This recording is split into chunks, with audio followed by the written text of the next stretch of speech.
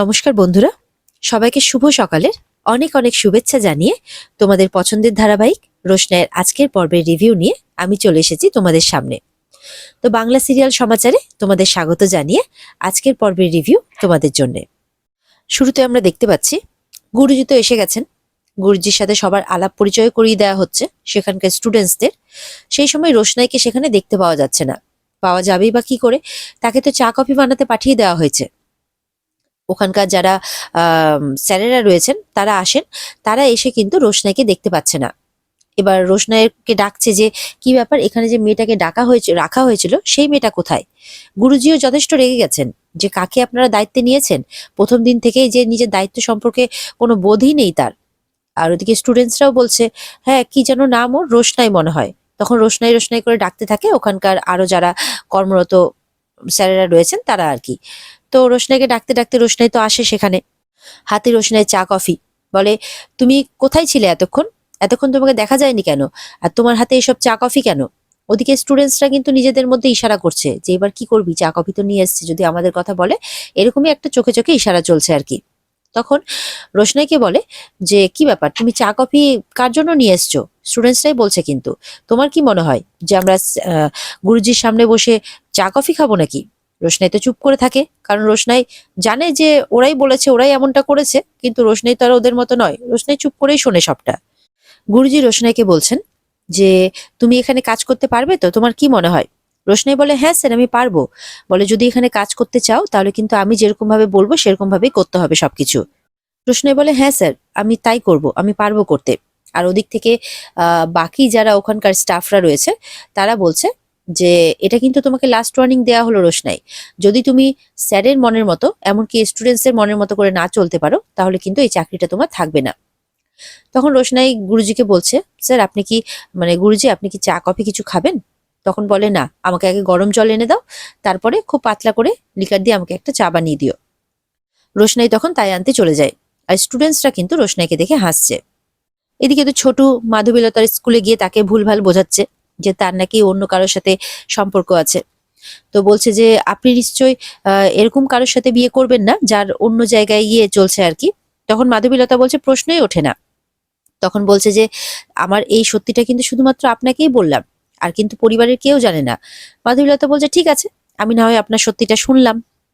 এদিকে ছোট যখন মানে ধন্যবাদ জানাতে যাচ্ছে মাধবীকে, তখন বলছে আপনার ধন্যবাদের কোনো প্রয়োজন আমার নেই। তারপরে বলছে আসলে আমাদের পরিবারের সাথে আপনাদের পরিবারের একটা আর কি বলে না, কখনো নয়। আপনাদের পরিবারের সাথে আমার সম্পর্ক আগে থেকেই ছিল, আপনি কোথা থেকে উড়ে এসে জুড়ে বসছেন? ছোট বলছে হ্যাঁ ওই জন্য কমপ্লিটলি আমি উড়ে বেরিয়ে যেতে চাই আর কি। তখন মাধবীলতা বলছে হ্যাঁ তাই যান আপনি, কোনো অসুবিধে নেই। এবার ছোট আরো ভুলভাল কথা বোঝাতে থাকে যে আমি এখন যার সাথে আমার আছে তার সাথে যদি আমি বিয়ে না করি বা সম্পর্ক না রাখি, আপনাকে দুম করে করে নিই, তাহলে তো সে আত্মহত্যা করবে না? আর সেটা দেখে তো আপনার আর আমার মোটেও ভালো লাগবে না বলুন। তখন মাধবী বলছে শুনুন, আপনার এই সমস্ত কথা না আমার শুনতে মোটেও ভালো লাগছে না, আপনি দয়া করে এখান থেকে যান।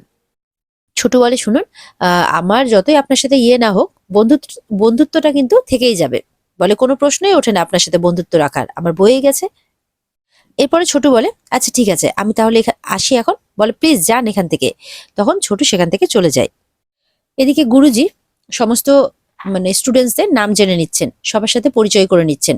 এবার বলছেন যে তোমরা যেই প্রোগ্রামের জন্য অডিশন দিতে চাইছো সেখানে অলরেডি কয়েক বছর ধরে আমি জাজ হয়ে গেছি, তো সেখানে কিন্তু সব রকমেরই ডান্স তারা দেখতে চাইবেন। এবার গুরুজি ঠিক করেন যে একে একে সবার ডান্স উনি দেখবেন যে কে কিরকম ডান্স করেন, তাই সবার ফার্স্টে সাক্ষীকে ডাকা হয়। এদিকে ছোট যখন চলে যাচ্ছে তখন মাধবী জিজ্ঞাসা করছে আচ্ছা যার সাথে আপনার আছে সে কি খুব সুন্দরী? বলে যে না আসলে এমনি জিজ্ঞাসা করলাম আর কি। ছোট বলছে আসলে সে এতটাই সুন্দরী যে তার দিক থেকে আপনি চোখ ফেরাতে পারবেন না কিছুতেই। আর সে যখন সামনে এসে দাঁড়ায় না, মনে হয় যেন পৃথিবীর সবকিছু আড়াল হয়ে যায়। তখন মাধবী বলছে হ্যাঁ, সে যদি রাস্তায় এসে দাঁড়ায় না, তার দিকে দেখতে দেখতে আপনি বেঘরে প্রাণটাই হারাবেন রাস্তায় অ্যাক্সিডেন্টে, বুঝতে পেরেছেন? তখন কিন্তু আর করা হবে না। এভাবে মাধবী কথা শোনায় ছোটকে। আর ছোট ইচ্ছে করে এমন ভাবে বলছে যাতে মাধবী পুরো জ্বলে পড়ে ওঠে।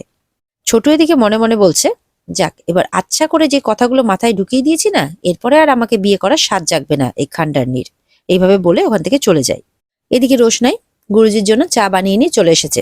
ততক্ষণে সাক্ষীর নাচ চলছে আর কি, সে তার পারফর্ম করছে। রোশনাই তো চা দেয় আর এদিকে সাক্ষীর পারফরমেন্সও দেখে। গুরুজি চা খেয়ে বলে, না চাটা তুমি খারাপ বানাওনি, তবে নেক্সট দিন থেকে আরেকটু পাতলা করার চেষ্টা করবে, আমি একটু পাতলা চা খাই। তখন রোশনাই বলে, আচ্ছা গুরুজি, আমি এই ব্যাপারটার পুরো খেয়াল রাখবো। এরপরে তো রোশনাইও দাঁড়িয়ে নাচ দেখতে থাকে।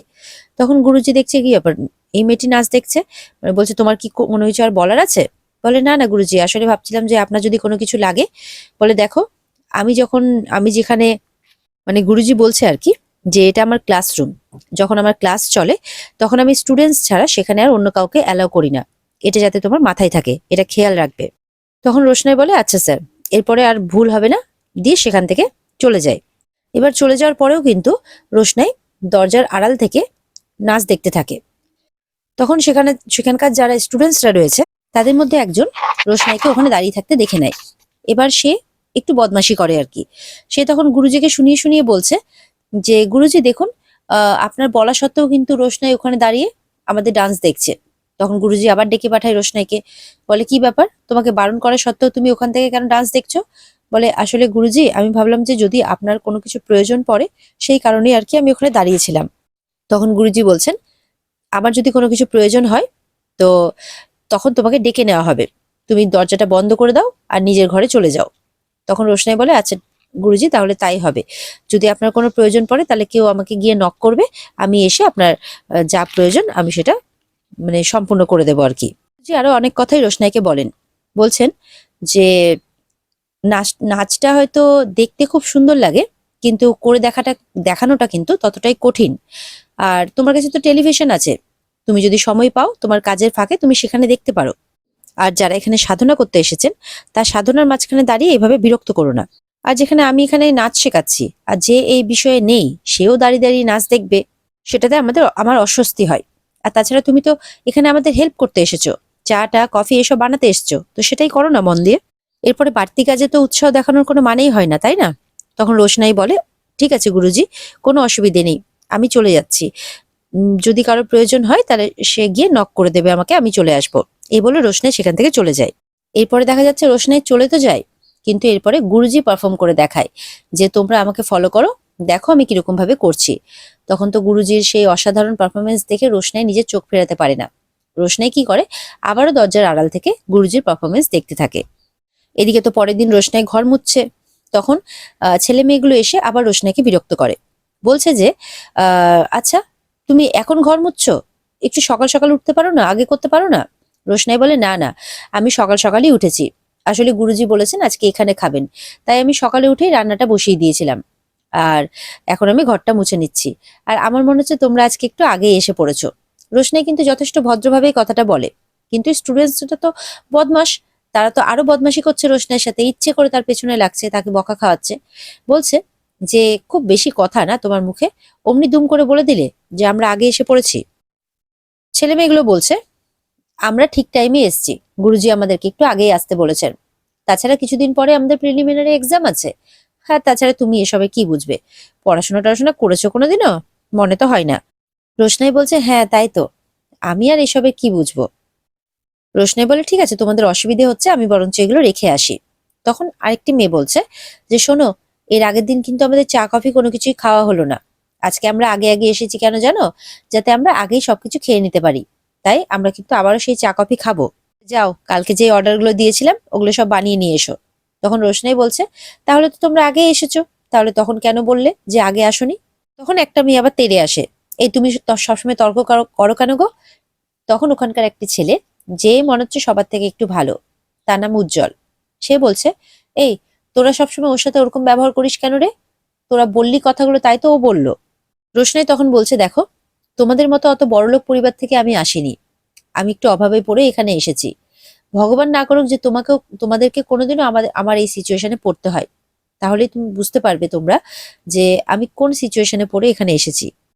আর তাছাড়া আমি তো একটা মেয়ে, তোমরাও মেয়ে, তো মেয়ে হয়ে আরেকটা মেয়েকে এইভাবে অপমান করছো, তাতে তোমাদের খারাপ লাগছে না? রোশনাই বলছে, আমি তো আমার সব কাজই মন দিয়ে করছি, ভালো মতো করছি, এমনকি তোমরা যা যা করতে বলছো সবকিছুই শুনছি আমি, তাও তোমরা আমার সাথে এরকম ব্যবহারটা করছো কেন?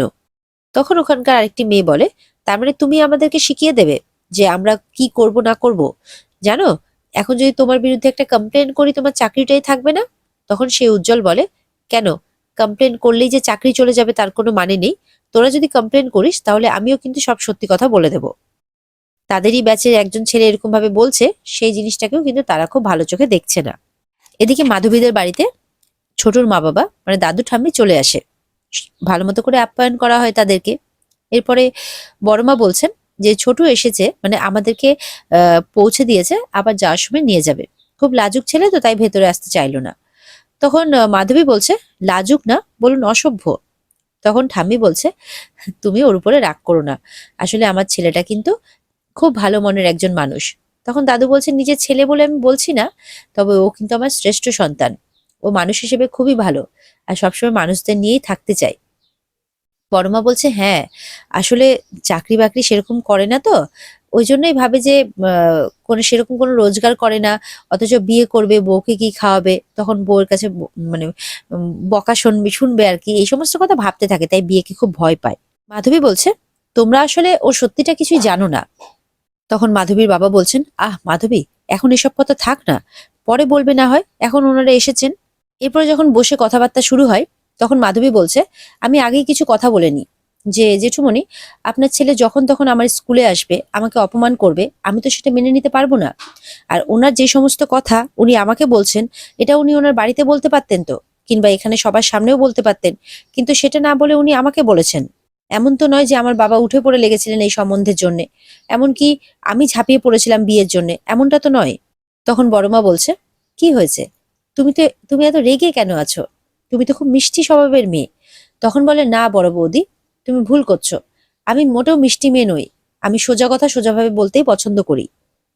মাধবীর বাবা বলছে, মাধবী, মেয়ে মানুষের কিন্তু এত রাগ ভালো নয়।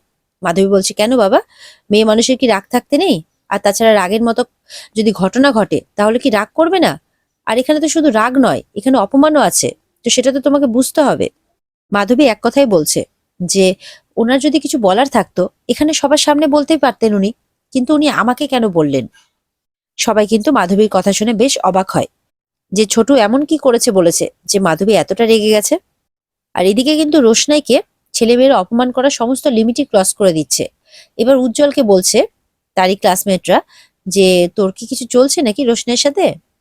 আসলে এইভাবে কথা বলছিস তো সাপোর্ট নিয়ে, তবে রোশনাই মেয়েটা দেখতে কিন্তু খারাপ নয়, এইভাবে বলছে আর হাসাহাসি করছে। রোশনাই বলছে, তোমরা তো যথেষ্ট শিক্ষিত মেয়ে, ভালো শিক্ষা দীক্ষাও আছে, ভালো পরিবারেরও দেখে মনে হয়, তাহলে তোমরা এরকম কথাবার্তা কেন বলছো? আচ্ছা, তোমাদের পরিবারেও তো তোমাদের বোন আছে। তখন বলে, দেখো, নিজের সাথে না আমাদের বোনের তুলনা করতে যাবে না, ঠিক আছে? তোমার এত বড় সাহস কিভাবে হয় আমাদের সাথে এইভাবে কথা বলার? তখন রোশনাই বলছে, তোমরা যেটা করছো সেটাকে কিন্তু দুঃসাহস বলে। রোশনাই বলছে, তোমরা গুরুজিকেও আমার নামে যা নয় তাই বললে, আমাকে বকা খাওয়ালে, কেন তোমরা এরকম কাজ করছো? দেখো, আমি যা করছি নিজের ক্ষমতায় করছি, নিজেরটা নিজেই চালিয়ে নিচ্ছি, তোমাদেরও সমস্ত আশা পূরণ করছি, তাহলে কেন করছো? বলে, তুমি তো তার জন্য টাকা পাচ্ছ। বলে, অবশ্যই, টাকা ছাড়া কি কিছু হয় নাকি? এই যে এত কিছু করছি, নিজের ক্ষমতায় নিজেকে চালাচ্ছি, তো তার সবকিছুর জন্য তো টাকা পয়সা লাগে, তাই না? তোমরা একজন নৃত্যশিল্পী, তোমরা এরপরে কত নাম করবে, কত মানুষের সাথে পরিচিতি হবে, কত মানুষের মন জয় করবে, তোমরা কত বড় হবে। আর তোমরা প্লিজ এরকম ধরনের কোনো আচরণ তোমাদেরকে শোভা দেয় না, তোমরা এরকম কিছু করো না। আমাকে এইভাবে অপমান করে নিজেদেরকে আর নিচে নামিও না, নিজেদেরকে ছোট করো না। এই বলে রোশনাই ওখান থেকে চলে যায়। আর একটি মেয়ে প্ল্যান করতে থাকে যে, দাঁড়াও, তোমাকে আমি এবার আচ্ছা করে চোখের জল নাকের জল এক করিয়ে ছাড়বো। আর এখানে আজকের পর্ব শেষ হয়ে যায়। তো বন্ধুরা, এই ছিল আজকের পর্বের রিভিউ। যদি ভালো লেগে থাকে তাহলে অবশ্যই পর্বকে লাইক, কমেন্ট আর চ্যানেলকে কিন্তু সাবস্ক্রাইব করতে ভুলবে না। দেখা হবে আগামীকালকে নতুন পর্বের রিভিউ নিয়ে। আর এই পর্বের বিস্তারিত দেখতে অবশ্যই স্টার জলসার পর্দায় তোমরা নজর রাখবে। ধন্যবাদ।